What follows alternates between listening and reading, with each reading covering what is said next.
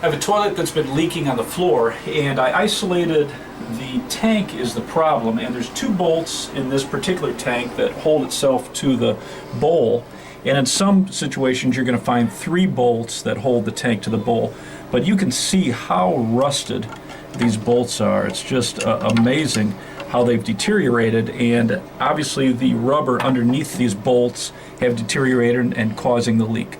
So the first thing we're going to do is we're going to turn off the shutoff valve to the toilet, and so we're just going to turn this clockwise. I'm going to have to use a wrench, this won't even move. So we'll use a wrench on this, we'll turn this clockwise to turn off the water to the tank, and then we're going to flush it and drain the water out of the tank.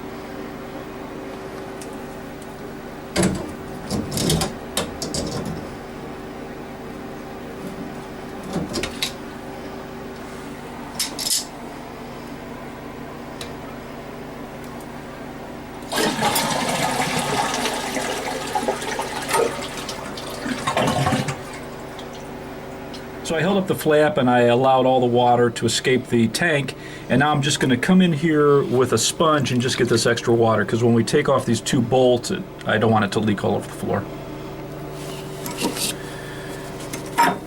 So I'm just putting a sponge in and just mopping up all the water in the tank, just so it makes it easier when we get these bolts out of here.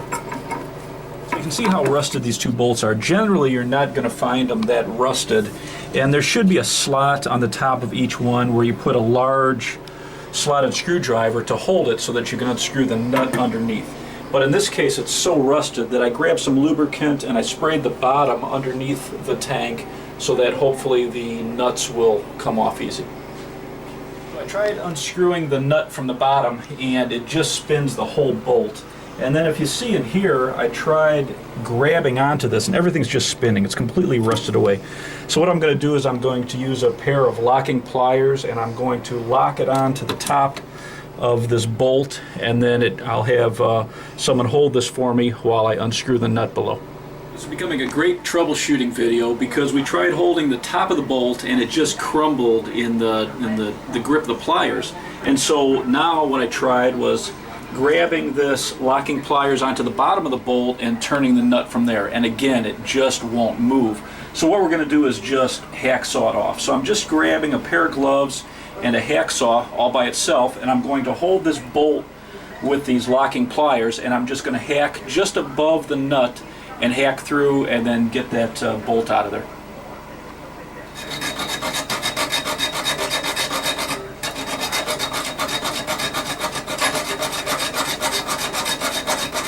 So with a little sweat equity and a hacksaw blade, I've got 1 bolt out, 1 to go. So for the other side, I was able to grab the top of the bolt with the locking pliers and just unscrew it, so much easier. So now the next step, we're going to unscrew the supply line from the tank, and then we're going to remove the tank from the bowl. So the kit you want to buy at the hardware store is a tank to bowl gasket kit, and it's going to come with rubber washers that are going to seal the 2 bolts, and then you're going to have a gasket that's going to seal the tank to the bowl, and then you're going to have a couple, you might have wing nuts, you might have regular nuts that are going to hold the tank down to the bowl. So now we're just going to remove this and clean it up, and then I'll show you the steps on how to put all the bolts in. So I pulled off the tank, and you can see what the bottom looks like, and the washer that went between the tank and the bowl, you can see how it's really deformed over time and with age. So we'll change all this out and it'll be a nice seal. So there's a couple different style gaskets that go from the tank to the bowl, and I prefer this one. It has a deeper lip and it really grabs onto this that I've found better. And when you buy your kit, you can kind of tell whether it's a thicker one or thinner one, and this will go over this nut completely and seal itself very nicely, and I just prefer this one, but they both work fine. So to attach the bolt to the tank, the way this kit is laid out, they want you to use a metal washer first, and then a rubber washer, and this is going to keep the tank from leaking.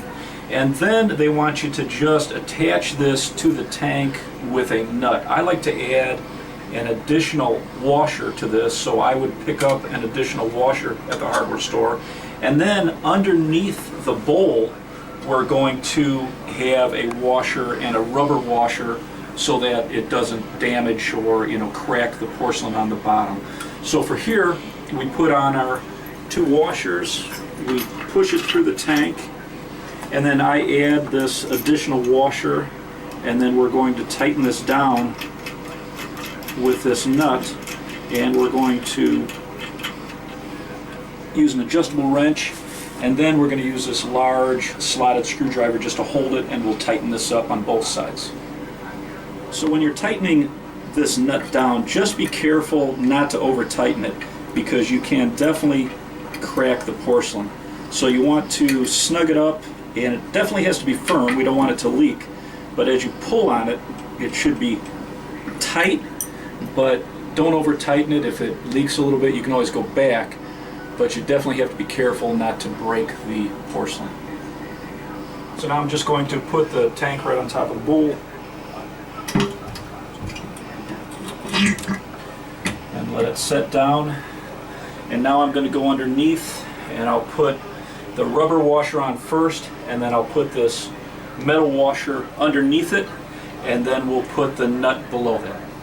I tighten the nut on both sides, and this is one place where a helper is really beneficial. If they're pushing straight down on this while you tighten from underneath, it's a lot easier to tighten it evenly, and you want the tank snug. Again, you need to be careful not to over tighten it. And now we connected the supply line. We'll turn the water back on.